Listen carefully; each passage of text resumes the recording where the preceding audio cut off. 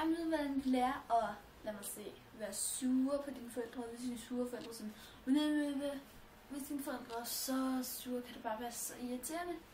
Så hvis dine forældre er sure på dig, så skal du smække med døren bare sådan rigtig hårdt. Være rigtig sur, så de kan se, hvor sur du er. Eller du kan stampe rigtig hårdt i gulvet, så de kan høre, hvor sur du er.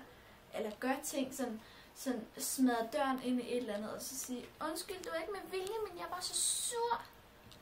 Sådan kan man jo for eksempel også godt gøre det. Men mest af alt, så hvis jeg er sur på mine forældre, så tror jeg smækker med døren. Og herinde sidder jeg nok sådan og bander af mig selv og stamper i gulvet. Gør det der og smadrer døren ind i ting, eller skubber albuen ind, fatter tingene ned. Og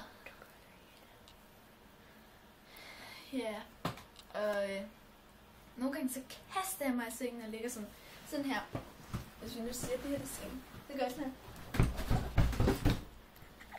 Rigtig hårdt. Og det kan de godt blive sur over. Men det er ikke sådan, at jeg græder over det, vil jeg sige. Så sluk.